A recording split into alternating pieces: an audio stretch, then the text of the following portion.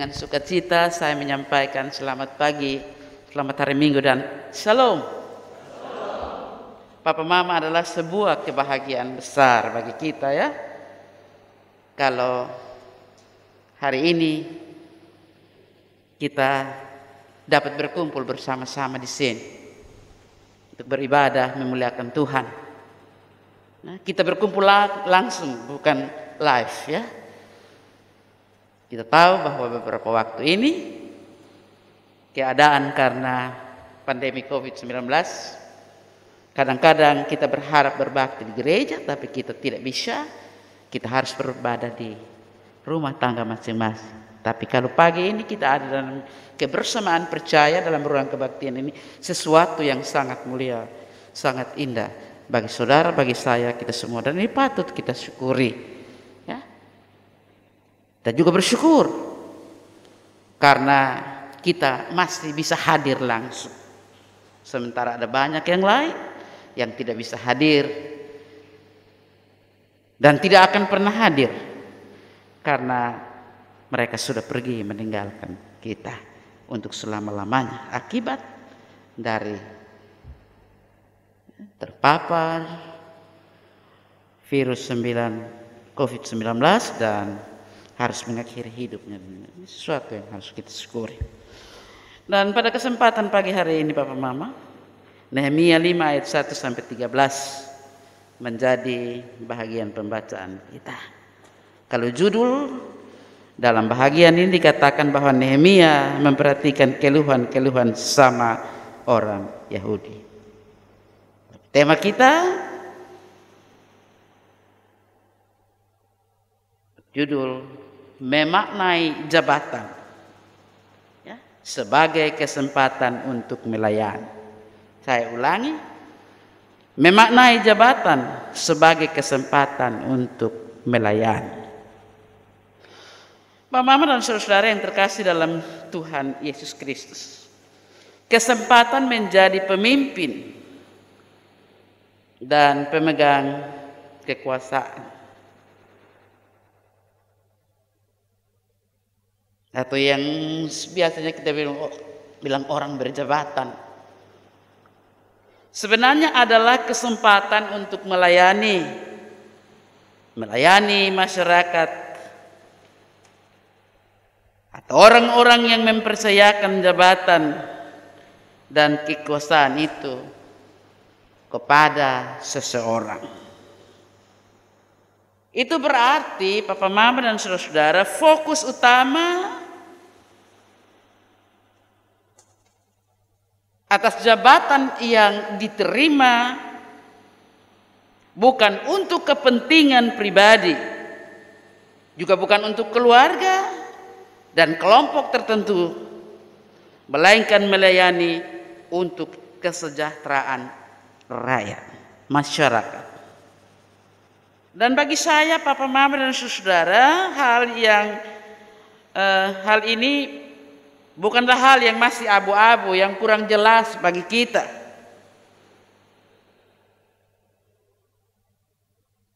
Baik itu yang ingin mendapatkan jabatan dan juga yang mendukung orang untuk mendapatkan sesuatu jabatan, terutama jabatan politik seperti presiden, wakil presiden, gubernur dan wakilnya, bupati dan wakilnya, wali kota dan wakilnya, DPR, MPR, DPD dan seterusnya.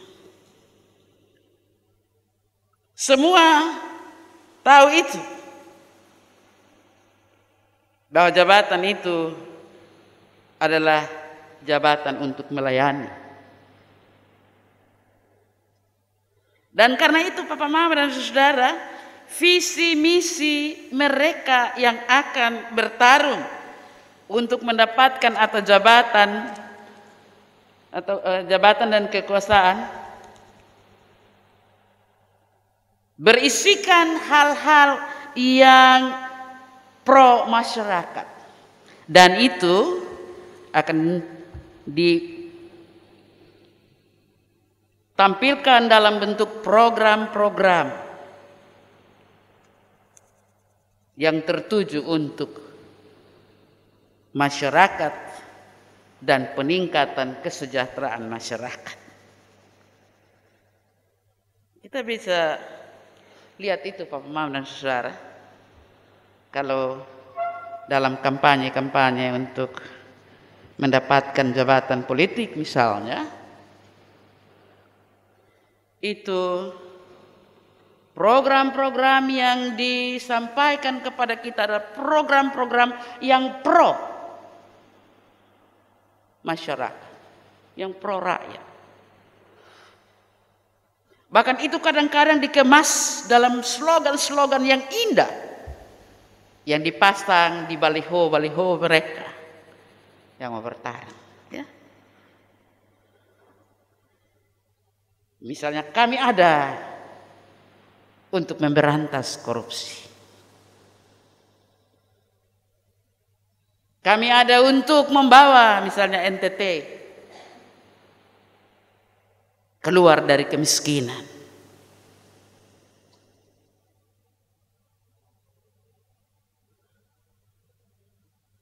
Maju untuk berantas korupsi. Melayani mulai dari desa. Dan masih ada banyak-banyak yang lainnya. Kalau kita ingat-ingat kembali slogan-slogan itu. Menarik. Dan pada waktu itu Bapak-bapak, Ibu dan saudara, kita tergiur. Kadang-kadang tanpa sadar kita tergiur dengan program-program yang gitu bagus dan kita bisa menjatuhkan pilihan. Namun Bapak Ibu dan saudara, fakta memperlihatkan bahwa jabatan dan kekuasaan yang diperoleh diraih seseorang terkadang membuat orang cenderung melupakan semua visi misinya yang tadi masuk dalam program-program yang manis, yang pro rakyat, dan cenderung bertindak semena-mena. Dengan jabatan dan kekuasaan yang ada didapat dan diraih, orang kerap kali bertindak atau mempraktikkan hal-hal yang kurang berkenan, yang kurang disukai oleh orang-orang yang supili atau yang memberikan jabatan itu padanya. Misalnya mempraktikkan hal KKN, korupsi, kolusi, nepotisme. Jadi hak-hak rakyat diambil untuk memperkaya diri, keluarga dan kroni-kroninya. Tidak segan mengambil keputusan dengan pihak tertentu untuk sebuah kepentingan yang mau mengorbankan masyarakat.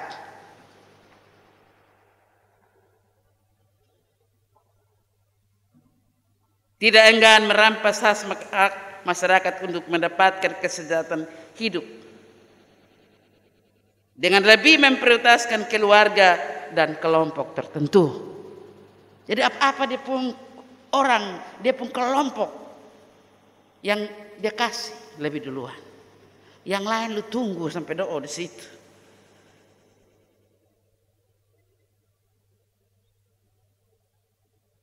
Itu sebabnya Papa Mama dan saudara tidak mengherankan kalau ada banyak orang yang kecewa setelah dia mengambil keputusan dan memilih seseorang untuk sebuah jabatan. Ih, hari betapa saya pilih selalu persetan mampus, omong kosong banyak.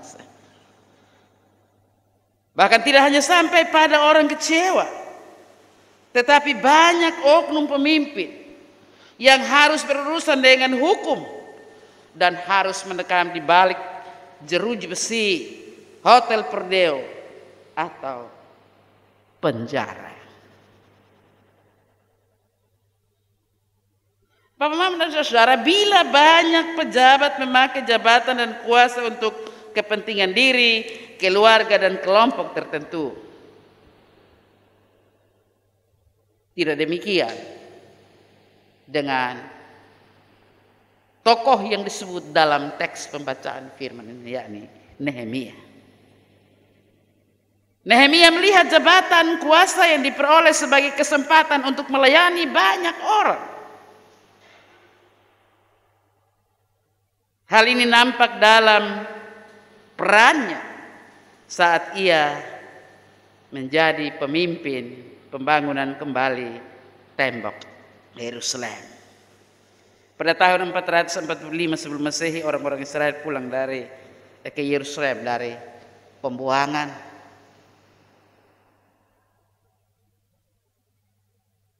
Baik Babilonia maupun Persia.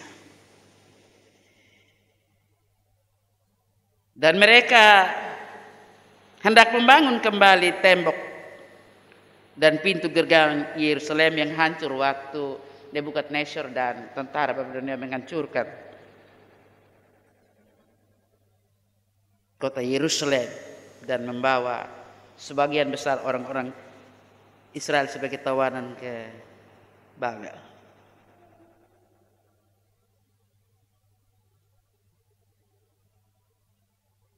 Nehemia ditunjuk oleh Raja Artasasta untuk ada sebagai pemimpin proyek ini. Nehemia adalah orang kepercayaan raja ini. Dia memiliki jabatan yang sangat-sangat bagus, tinggi juga, yakni sebagai juru minum kerajaan Persia. Ia adalah penyedia minuman anggur bagi raja dan menjamin keamanan raja. Nehemia harus mencicipi anggur tersebut sebelum disajikan kepada raja. Raja jadi apa-apa, dia yang habis duluan.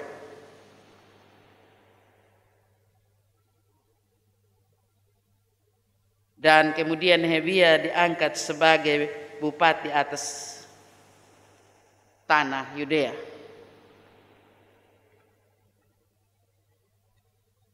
Ketika raja mendengar bahwa orang-orang di Yudea itu sangat-sangat sulit kehidupan mereka dari cerita orang-orang yang pergi untuk melihat Nehemia di Persia, nampak jelas bahwa jabatan Nehemia sangat berpengaruh. Ia mempunyai kekuasaan besar dan mutlak. Dengan jabatan dan kekuasaan yang ada, Nehemia dapat melakukan apa saja yang dia mau. Semudah membalik telapak tangan. Dia mau jadi. Namun Nehemia adalah sosok yang memakai jabatan dan kekuasaan yang diperoleh dari Tuhan, bukan untuk menyusahkan orang lain, tetapi sebagai kesempatan untuk melayani umat Israel sebaik mungkin. Papa, mama dan saudara, saat pembangunan kembali tembok Yerusalem yang sedang berlangsung, Nehemia banyak mengalami tantangan, baik tantangan dari luar maupun tantangan dari dalam. Kalau kita baca dalam Nehemia 4, kita lihat bahwa dia mendapatkan tantangan yang besar dari luar, dari Raja Samaria dan Tobia. Mereka ejek mati, bahkan mereka rencana membuat kekacauan dan ingin memerangi bangsa Israel yang sedang membangun.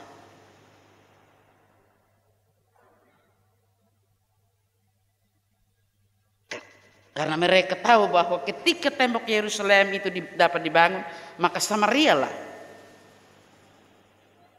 yang akan pertama-tama menerima bahaya daripada pembangunan kembali itu. Israel akan menjadi kuat dan mereka bisa saja diserang. Itu dari luar. Kalau dari dalam, umat Israel dalam kondisi tertekan dan menderita.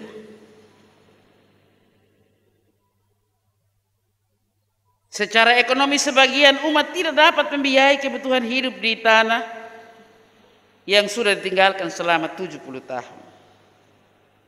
Ada kelaparan yang hebat akibat jumlah hasil penyediaan gandum berbanding terbalik dengan orang yang harus makan.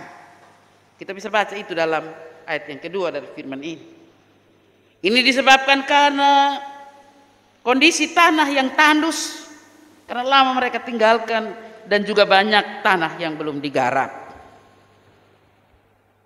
Banyak penduduk yang menjual ladang, menggadai dan menjual ladang, rumah dan kebun anggur mereka untuk dapat gandum yang harganya sangat tinggi. Hal ini membuat kondisi hidup masyarakat sangat memprihatinkan. Selain sulit mendapat makan, mereka juga kehilangan tempat tinggal, tempat berteduh, dan tempat untuk bekerja mencari nafkah, karena kebun, ladang, rumah mereka sudah digadai, sudah dijual. Kita bisa lihat dalam ayat yang ketiga. Selanjutnya, para pejabat dan penguasa serta raja yang semestinya mengabdi bagi kesejahteraan rakyat.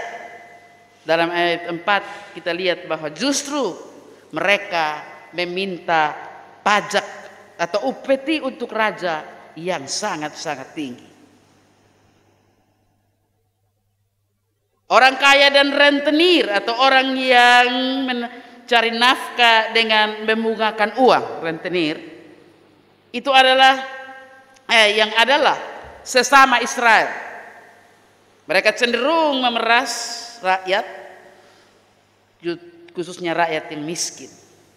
Mereka memberikan pinjaman pada rakyat yang meminjam untuk membayar pajak dengan bunga yang sangat-sangat tinggi. Akibatnya banyak penduduk yang hidup terlilit hutang karena tidak sanggup mengembalikan pinjaman mereka. Anggota keluarga, terutama anak laki-laki, harus jadi jaminan dan kemudian jadi budak terhadap sesama saudara sebangsa. Ayat 5 bilang begitu. Semua ini terjadi karena sistem pemerintahan dan agama yang kacau balau saat itu. Kalau sebelumnya mereka tertekan dan menderita karena bangsa lain, kini mereka tertekan dan menderita karena perlakuan bangsa sendiri atau sebagai sesama anak bangsa, terutama oleh raja, pemuka agama, dan pemilik modal. Bapak, mama, dan saudara-saudara, dalam situasi umat yang demikian, teks bacaan kita ayat 6 dan seterusnya, kita bisa lihat bagaimana sikap dan karakter Nehemia menghadapi persoalan ini sebagai seorang pemimpin. Yang pertama, ia memberi kesediaan untuk mendengar keluhan rakyat miskin yang disampaikan dalam ayat 1 sampai 5. Dia mengeluh, kami susah, kami mau kasih makan kami anak laki perempuan dengan apa? Kami punya semua sudah digadai, dijual, dan seterusnya. Nehemia memberi diri untuk mendengar rumpun keluhan. Dan ini adalah ciri pejabat yang tidak mengabaikan keluhan rakyat miskin. Ia peka terhadap keluhan rakyat miskin yang tertekan dan menderita. Dengan rendah hati ia mendengarkan dengan seksama jeritan dan tangisan orang-orang kecil dan lemah yang tidak berpangkat yang datang kepadanya pada saat itu. Kesediaan mendengarkan tangisan rakyat, papa, mama, dan saudara-saudara membuat Nehemia paham akan situasi, kenyataan, dan akar penyebab penderitaan rakyat saat itu. Yang kedua, Nehemia berani menegur pelaku kejahatan itu. Kita bisa lihat dalam ayat 6 sampai ayat 7 bagian A. Kejahatan membuat nurani daripada Nehemia terusik dan dia tidak tinggal diam. Teks bacaan kita ini memberi kesaksian tentang sikap marah Nehemia. Seperti tertulis dalam ayat 7 bahagian B, dia katakan, kataku kepada mereka, masing-masing kamu telah makan riba dari saudaramu. Tanpa rasa takut Nehemia membuka secara jelas kesalahan dan perilaku jahat para pejabat dan pebisnis di depan mata mereka. Apalagi dikatakan dalam sebuah persidangan jemaat yang besar. Dengan mendengarkan suara jeritan rakyat tertindas, Nehemia menjadi suara dari kaum yang tidak bersuara pada oknum raja, pemuka agama, pebisnis kotor yang berperilaku bagaikan lintah darat yang kenyang dengan menghisap darah orang lain. Nehemia tidak mau ada zona nyaman dan rasa tidak enak hati untuk menegur, apalagi memilih berdiri di samping para pejabat, pemuka agama dan pebisnis kotor sebagai biang keladi penyebab penderitaan rakyat. Perilaku mereka telah membuat rakyat menderita karena penindasan dan perbudakan. Dengan tegas Nehemia meminta mereka menghentikan, menyudahi segala perilaku jahat tersebut terhadap sesama saudara sebangsanya.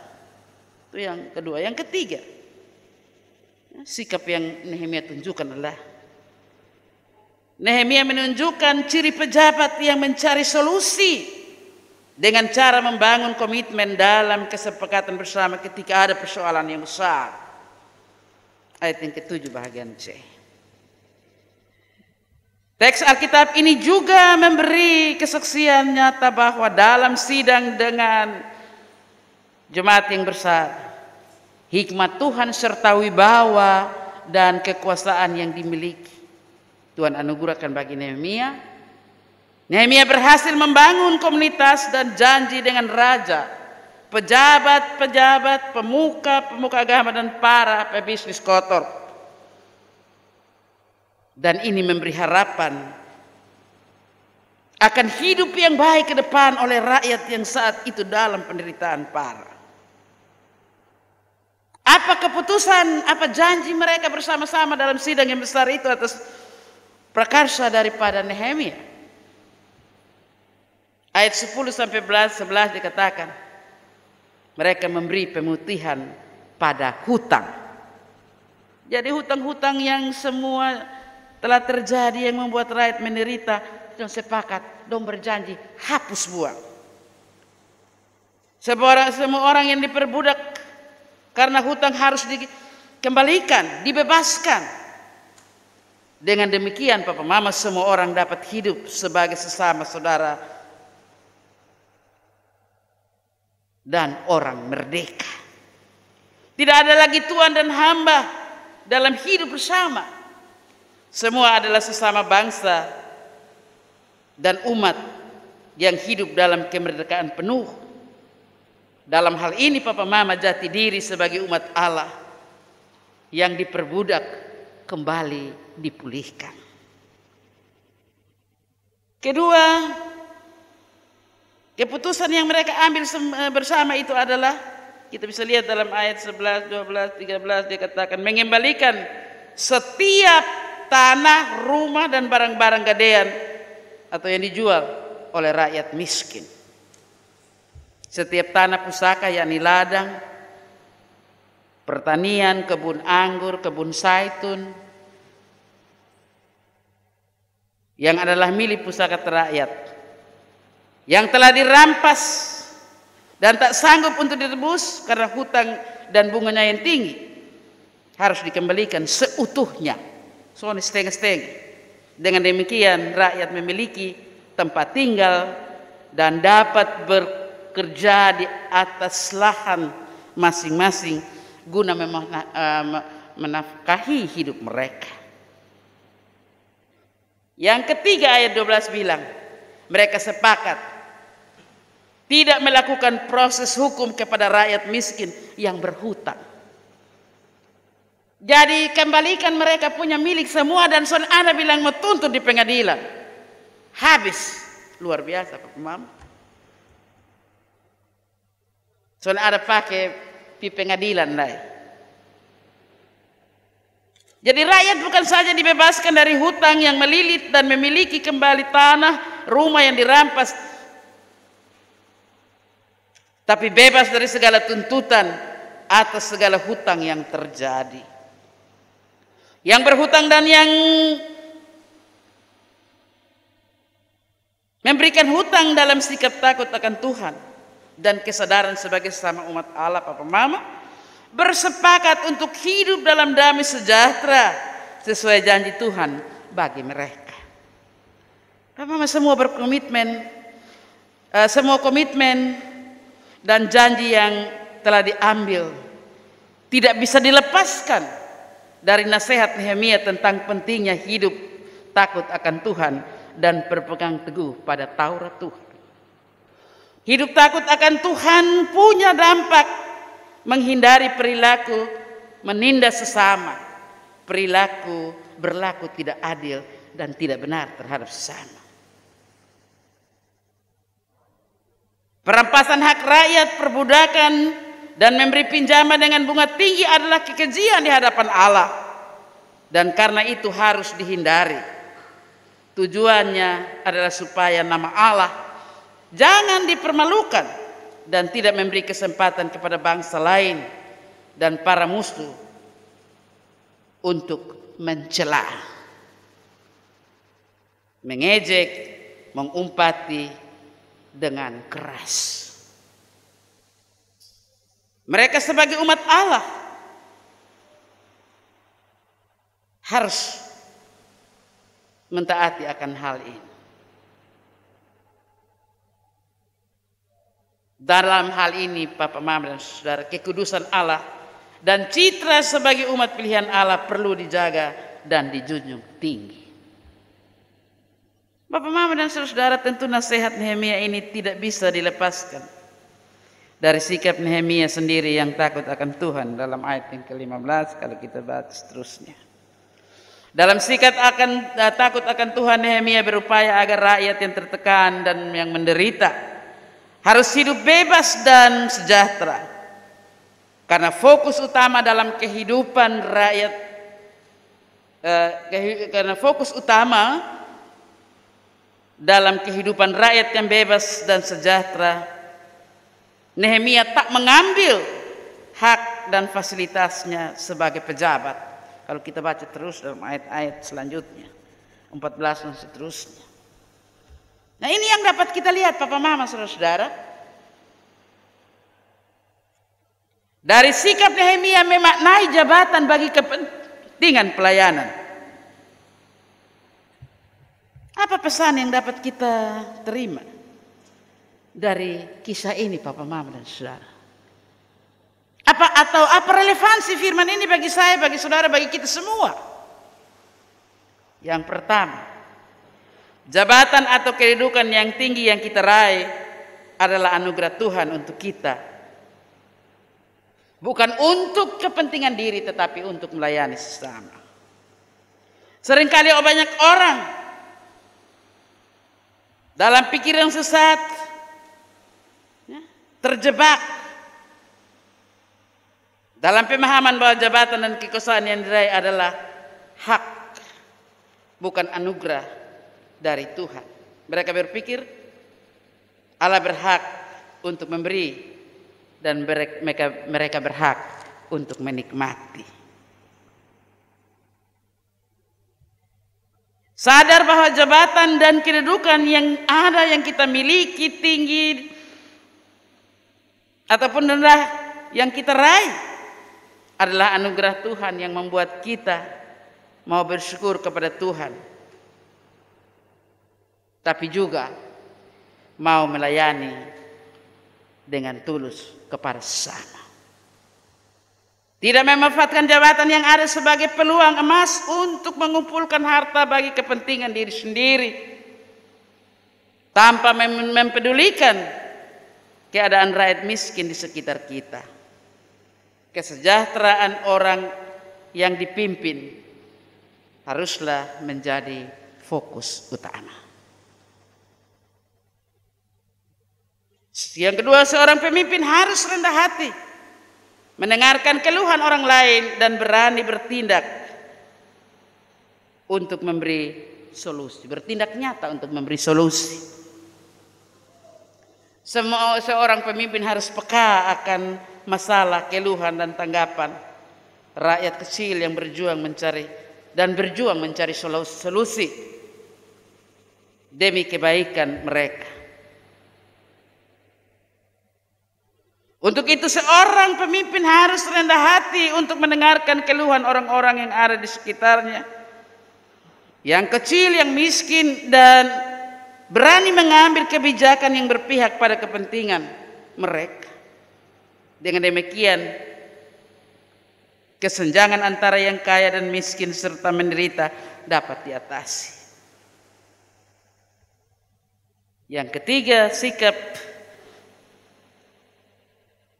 yang harus kita miliki adalah sikap takut akan Tuhan. Itu adalah modal utama seorang memahami makna diri selaku pemimpin untuk melayani dengan integritas diri yang baik dan peduli pada sesama. Dan perlu disadari Bapak Ibu dan Saudara, semua kotong, saya, saudara adalah pemimpin dengan jabatan dan posisi tertentu. Ada yang jadi pemimpin dalam masyarakat seperti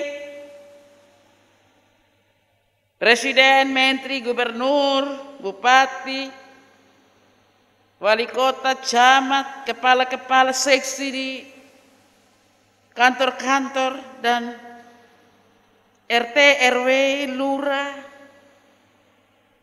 kepala desa,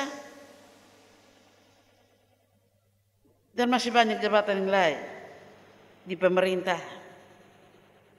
Di gereja ada pendeta, penatua, diaken, pengajar, pemimpin vokal grup, pemimpin persekutuan doa, pemimpin kelompok kategorial fungsional.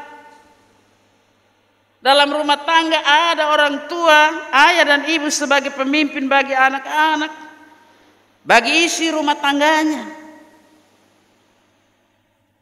Semua jabatan, posisi, dan peran itu adalah pemberian Tuhan. Tuhan berkehendak agar kita menanggapi semua pemberian dan kebaikan Tuhan sebagai berkat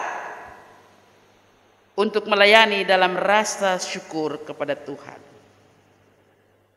dan memberi pengaruh bagi kebaikan dan kesejahteraan bersama. Ini penting dan ini tugas yang harus saya, saudara, lakukan. Dan kita diminta melakukannya dengan sungguh-sungguh seperti Nehemia. Jangan takut untuk melakukan itu, Papa, Mama, dan saudara. Sebab pembimbing kita tadi bilang, apapun yang kamu lakukan, apapun yang kamu perbuat, perbuatlah itu dengan segenap hati. Seperti untuk Tuhan dan bukan untuk manusia.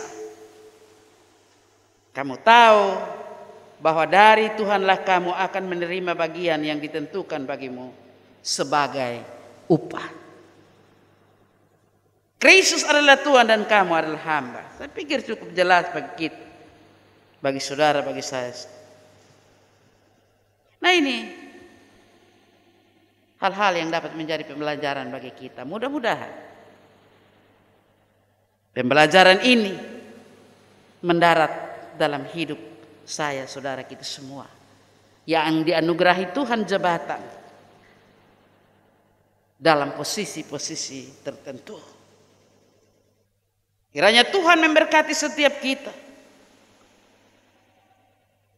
dengan jabatan-jabatan yang ada pada kita, agar kita bisa melayani dengan benar sesuai kehendak Tuhan. Kita diberkati dan menjadi berkat. Amin, Bapak, Ibu, dan saudara. Tuhan memberkati kita dengan firman-Nya. Saya sampai di sini. Amin.